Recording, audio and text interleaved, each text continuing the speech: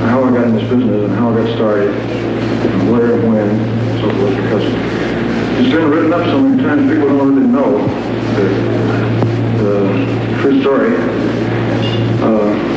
I just graduated high school and I was driving a truck. I was trained to be an electrician. And I got wired the wrong way somewhere along the line.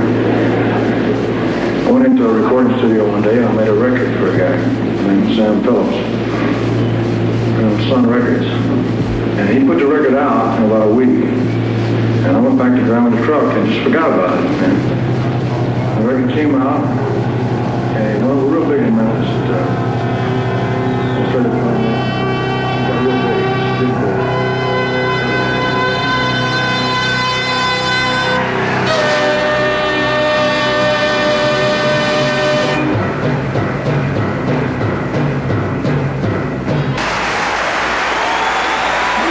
And good afternoon to all of you who are joining us around swimming pools, around living rooms, around stereos, and around tape recorders this afternoon at KVIL as we enter into a 6-hour program that is going to be called officially The Elvis We Remember, but a program that'll be a recollection of so many things that you remember and so many things that collectively have become part of our lives. I'm Ron Chapman. With me this afternoon is Mike Selden and Bud Bouchard, and as you probably know, this was a presentation we intended to offer last Sunday, but a direct hit by lightning on our antenna wiped that out.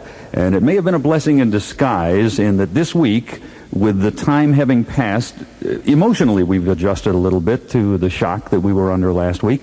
We had time to look not so much at the death of Elvis Presley in this week, but at the life of Elvis Presley. And that's the way we're going to play this afternoon. It's not so much the mourning of a death as it is the celebration of a life. I'm Ron Chapman, as I said. Bud Bouchard is at my right, and he has the collection and knowledge of vintage music that may be unexcelled, certainly in this area, maybe in the whole country, could be in the world. I don't know. He's got a collection that seems to be endless. We'll be sharing some of his collector's items with you this afternoon.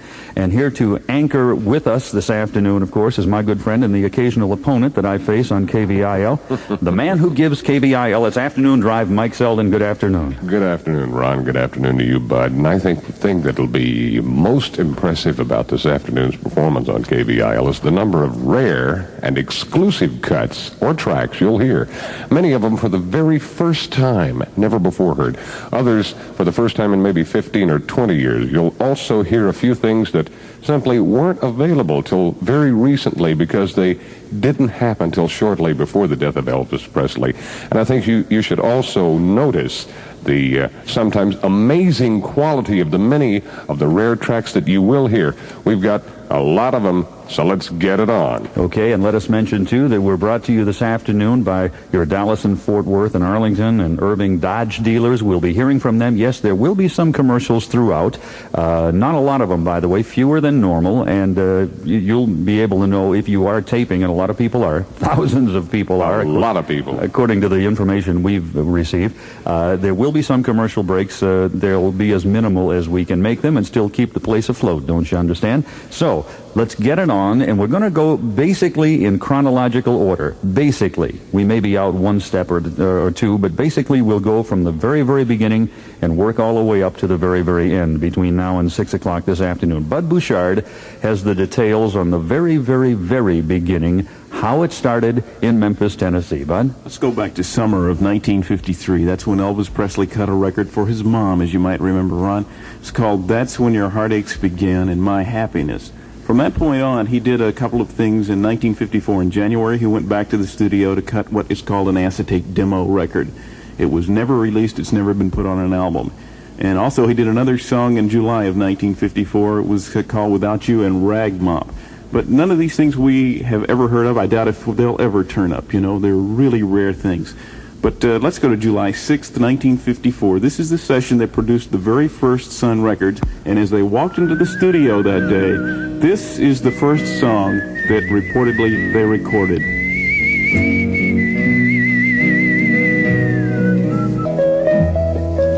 But most of all, I love you 'cause you're you. Elvis Presley, The Beginning, on the Elvis We Remember on KVIL, and coming up in just 60 seconds, one of the truly rare collector's item ever captured on tape. After this, for the people for whom we speak today, the Dallas-Fort Worth area Dodge dealers. You say summer lazies have got you glued to the old hammock, friend? Well, let us get you out of the summer lazies. Roll out those crazy, crazy trading days of summer. Those days of great deals on great cars at Dodge. Roll out those crazy, crazy trading days of summer. The car to make your summer shine is down at Dodge. There are 7 Dodge dealerships throughout Dallas-Fort Worth. Lone Star Dodge and Southwest Chrysler Dodge in Dallas, Jetport Dodge of Irving, Dodge of Arlington, and 3 locations in Fort Worth, Longhorn Dodge, Southside Dodge, and West Loop Dodge. All 7 are proud to be a part of the Elvis We Remember and suggest that you remember them when the sensational new Dodge pickups for 1978 premiere in just a few days. Those days of great deals on great cars at Dodge. There are 7 Dodge dealerships throughout Dallas, Fort Worth, Arlington, and Irving. You wish summer could always be here. 12:15 on KVIL. Good afternoon to those who may just be joining us after church. You're in on the very ground floor of the Elvis We Remember, and we are in on the very ground floor of a career that, of course, became history. Mike Selden has the next step, and listen closely. Okay, this is when Elvis Presley moved into the Louisiana Hayride. And we have some tapes from the Louisiana Hayride, which you will find very, very interesting. If you've ever been to Shreveport, Louisiana, and I worked there at a radio station called Keel in Shreveport for about 8 months, and did some concerts in this particular auditorium where they do hold the Louisiana Hayrides. It's called the Municipal Auditorium. It's an old brick frame auditorium.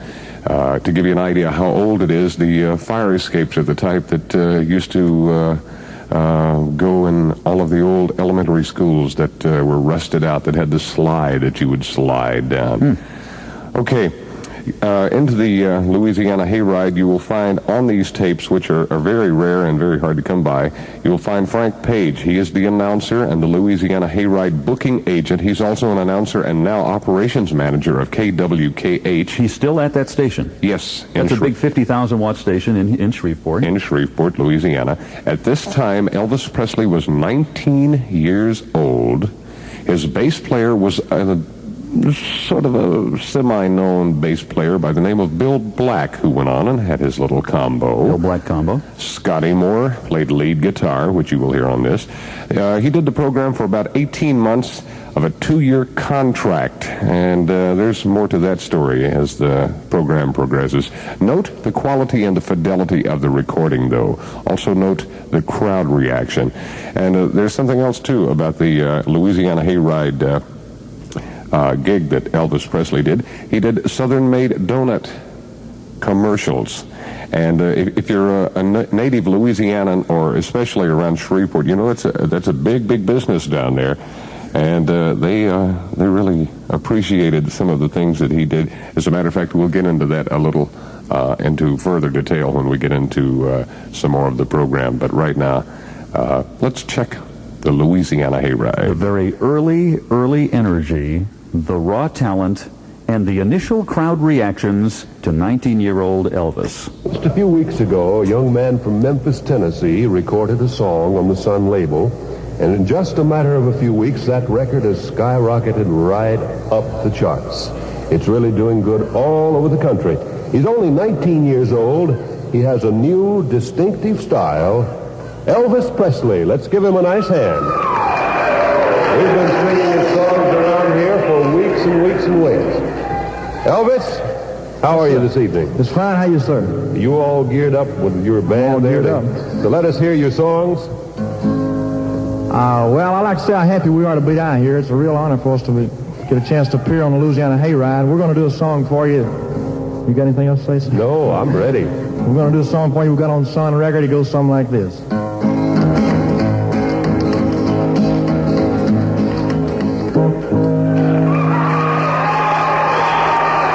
In that small 2-minute and 30-second card, you can see the very roots of Elvis Presley's popularity in that municipal auditorium in Shreveport, Louisiana. You can also tell the insecurity right now at this point in his career in his voice, the way he's kind of backing off. He's still Very, very, very, very humble. Very hesitant. Humble. Sure, Yes. scared kid, Scared 19 to years death, old. Man. right. It was on the radio. Bud, did that do anything? That was the first song he recorded that on the Sun label that really did anything at all? Did it chart anywhere? Did it do No, nowhere at all. Sun record number 209 was an old blues song by Arthur Crudup, by the way. We're talking about the old blues roots and the country roots that Elvis tied together. That was one of the blues things that he did. Okay, and no chart. And he did become so popular on the Louisiana Hayride that he even warbled one of the show's commercial spots, a practice that was fairly common for country singers on a jamboree show of that type.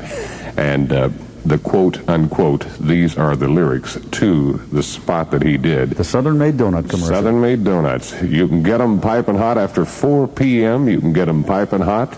Southern Made Donuts hits the spot. You can get them piping hot after 4 p.m. I'm amazed Pepsi-Cola didn't sue, right? Really? Okay, we're going back to another song he did on the Louisiana Hayride, and Bud Bouchard brought this up, and that is that Elvis, it was Sam Phillips in Memphis who said, if I could find a white man who could sing like a black man, I could make $1 million. Elvis was the answer to that, and Sam Phillips knew it at the time. He didn't make $1 million. He only made about $35,000 when he sold Elvis his contract later on. But you notice this, a combination of country music and blues, and this is an example of it again. This is part 2 of our Louisiana Hayride on the Elvis We Remember from KVIL. I'd like to know just how you derived that style, how you came about with that rhythm and blues style. That's all it is. That's all you can say. Well, sir, to be honest with you, we just stumbled upon it. I mean, You stumbled upon it. Well, you're mighty lucky, you know. Thank you. They've been looking for something new in the folk music field for a long time, and I think you've got it. We hope so. All right, how about flipping the record over there? That's Sun recording and doing the other side for us. Okay. Blue Moon. You know, listening to that song, you would have to typify that as rockabilly. This is before the rock and roll era really got off the ground. Yes. But that is the roots right there. Boy, you can hear it coming. And isn't that phenomenal quality, by the way? We thank Alan Gaines, by the way, of our KVIL staff for that very, very rare piece of tape. We're moving on now, and we're in the early days of Elvis. For those who may just be joining us, and I know a lot of you will be throughout the afternoon coming out of church or whatever, we're in the very, very early days of the roots. At this point, nothing has charted yet of any magnitude as far as sales. There's a lot of popularity going on. There are some local reactions to Elvis, but at this point, nothing has actually happened as far as a sales nationwide at any rate. But Bud Bouchard has the very first blood that's drawn in that direction. All right. The first record we just did was Blue Moon of Kentucky, which was country on one side. The other side was That's All Right. That was the blues side. The next record that came out was Good Rockin' Tonight, which was an old Roy Brown blues song, Woodland blues song. The flip side of that was I Don't Care If the Sun Don't Shine, which was a Mac David country and western type thing. We're in the Sun stages. Right. Here. We have not charted anything yet. But now we have a record that is coming up here where they were kind of playing around in the studio, and this is the very first version of a rockabilly thing that was a hit in the rockabilly field, but this is the blues version of I'm Left, You're Right, She's Gone.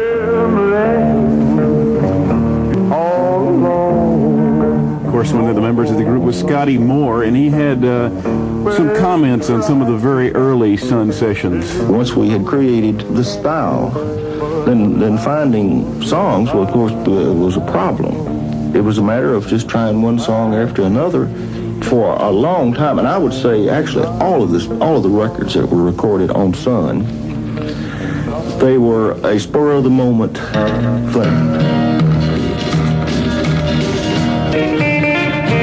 Was Elvis's first chart record, and we say chart records not talking about the pop charts because it was on the country chart, July 5th, 1955. The country charts are where it started for him originally, and then it all began to expand, right? That's right. We get to the number 1 country song, and the first one that Elvis ever had in just 90 seconds on the Elvis We Remember on KVIL. You read and hear about many homes priced from the 20s. Have you ever been surprised when you learned that although a home development may have 1 or 2 floor plans that are in the 20s, most of them range in the 30s, 40s, and even 50s? Well, Las Mariposas townhomes have 3 and 4 bedroom floor plans that start in the 20s. And that's where they stay. Prices range from just $22,950 to $28,950. And financing is available with only 5% down at an interest rate of 8.25%. These prices for Las Mariposas townhomes are based on an average of about $20 per square foot. You can search the entire Metroplex and find that nothing compares. The townhomes of this beautiful Garland community are loaded with many unique and attractive features, and you'll find numerous recreational facilities for the exclusive use of Las Mariposas townhome owners. Drive out today and see why nothing compares in price and living features to Las Mariposas townhomes. Take Centerville Road North from LBJ and follow the signs, or call 271-4112. Frank Cuellar Sr. talks about the early days of his family's famous El Chico Mexican restaurants. When my mother started in those fairs at Kaufman County, people didn't know nothing about Mexican food. The only thing they knew was chili or tamales.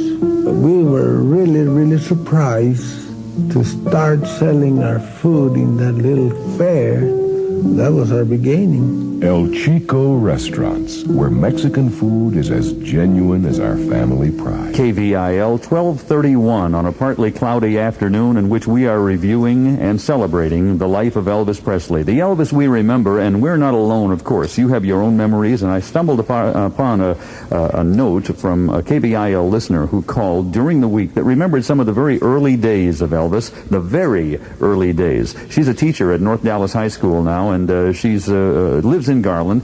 Linda Horn was 14 years old, and she has still in her possession a program from an early concert that took place in Wichita Falls. And Elvis, well, listen to Linda Horn's description of what it says on the program. Okay, it said, Tuesday night, Sputter Ballpark. Come and see Johnny Cash, Johnny Horton. Now, these were in great big letters. Right. Right underneath it was a singing group, George Jones and the Jones Boys. Right. And then down at the very bottom, in little bitty letters, it said, and introducing Elvis Presley, new rock and roll star. Wow. Price, 50 cents. And if you think that's unbelievable, listen to what happened after their concert. So we decided we'd go back and talk to him after he got through singing. And he was sitting down, it was behind the dugout.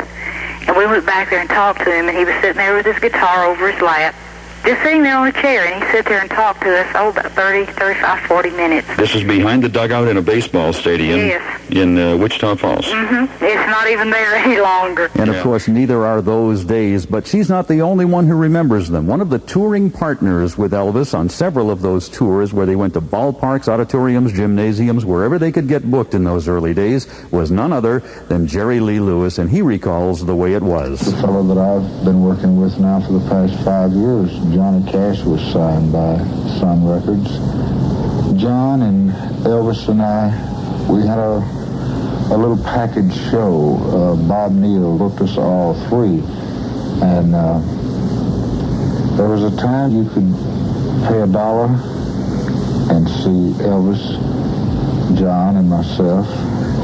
If he was 12 years or younger, it cost you nothing. We didn't even have tickets back then. Bob would stand at the door with a cigar box and collect the dollars. I remember one night very well. We stopped after playing a date in Helena, Arkansas. We counted our dollars out, splitting between all of us, and the biggest payday was $18, and we were on our way then. And this was Elvis's very first #1 country chart record.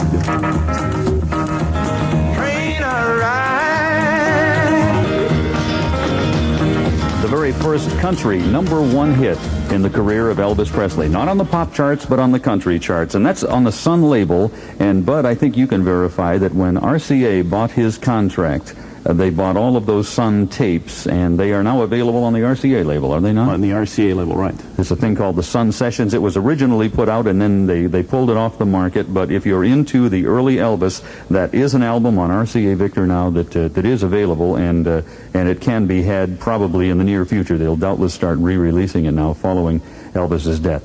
Well, it's now 24 minutes before 1 o'clock in the afternoon on KVIL. Bud Bouchard, the record musicologist who is associated with Channel 8 for the most part, and I've been associated with him for some time. I'm Ron Chapman. Mike Selden is with us this afternoon, and we're now at the #1 country spot where Elvis has really made some noise out of that little studio in Memphis. And it might be time, before we move on to the RCA years, to talk about that little studio and what it actually is and what it has been and so forth. And I know we all know a little bit about that because, Bud, you have a friend that was just there, right? All right, it's on Union Street in Memphis, and the place is not in really one of the better parts of town. It has been since it was a studio. It was one of those places where you could go in and record your own voice for $4, Ron, back in those days. Wow. Mike, you might remember those kind of places. A lot like the State Fair of Texas, where you can go in and sing your own song In a little for booth. quarter. Right. Yeah, that's more or less what it started out to be. But then, of course, it was a Sun studio where lots of the biggies recorded. It was then a barber shop after Sam Phillips sold out, and I imagine this would happen along the times after he introduced Charlie Rich. Charlie Rich became a big hit maker in about the 60s, early 60s, and I think Sam kind of phased out the company then. Then it was a barber shop, and now, currently, it is a used auto parts storage house. They should make it a monument somehow. Don't you think somebody ought to make that a memorial or some sort? They will. They will, sooner or later. Elvis Presley recalls it very warmly. Well, I went into Sun Records, and there was a guy in there that took down my name, told me he might call me sometime. So he called me about a year and a half later. And I went in and I made my first record, That's Right Mama. Yeah, and then from there on, we know a little about what happened, because, boy, those things spun on the turntables like nobody's business. How'd you get your start on the Louisiana Hayride? What brought that all about? I went down there as just a tryout, more or less. And I went down there once, and I went back again a couple weeks later, and the people, they seemed to kind of go for my songs a little bit, so they gave me a job down there. Well, it's one for the money, two for the show. Home for my blue suede shoes. The early Elvis. Now, that song, of course, was not written by Elvis, nor was it recorded first by Elvis, right, Bud? Right. Carl Perkins did it first. Now, Elvis's version was so popular that a lot of people will place their little barroom bets on the fact that Elvis did do it first, but he didn't. Carl Perkins wrote it. And Carl Perkins remembers the early Elvis very, very well. All of us at one time had the same manager, but he used to book myself, Elvis, and John, and Jerry Lee. This was a package you could see for a dollar bill. Right, 1955 and 6. But even in those days, when Presley walked out, there was a magnet about the boy. He dressed different. He wore his hair like he wanted to. He was laughed at on the street in Memphis with sideburns, but when he was on the stage, there was something undeniable that was his, and it was a combination of talent, and he looked exactly like they wanted him to look, to be their king.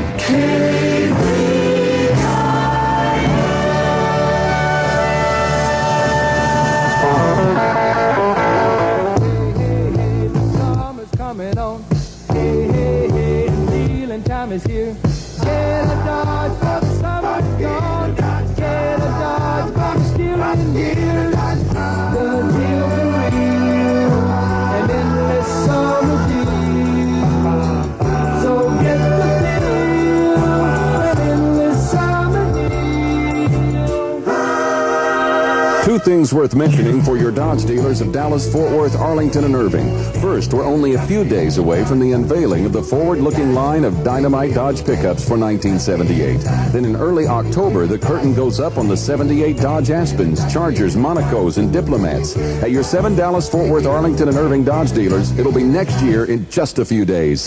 The deal's are real, and endless summer deal. Behind the wheel, and endless summer deal. There are 7 Dodge dealerships throughout Dallas, Fort Worth, Arlington, and Irving. 17 minutes before 1 o'clock on a Sunday afternoon as we recall the Elvis we remember at KVIL, and to do so we continue with Mike Selden. By late 1955, Elvis was becoming a king in a regional way. Now, not in a national way yet. For example, they booked him into a New York act. And his name was in big lights on the marquee, and people were walking by, and a few people would trickle in and buy a few seats. And finally, they started handing out tickets just to get a crowd to come in. But nationwide acceptance was still a contract away. His first manager, Bob Neal, and Bob Neal, we must tell you, was his original manager. But in March of 1956, Colonel Tom Parker announced total personal management of Elvis.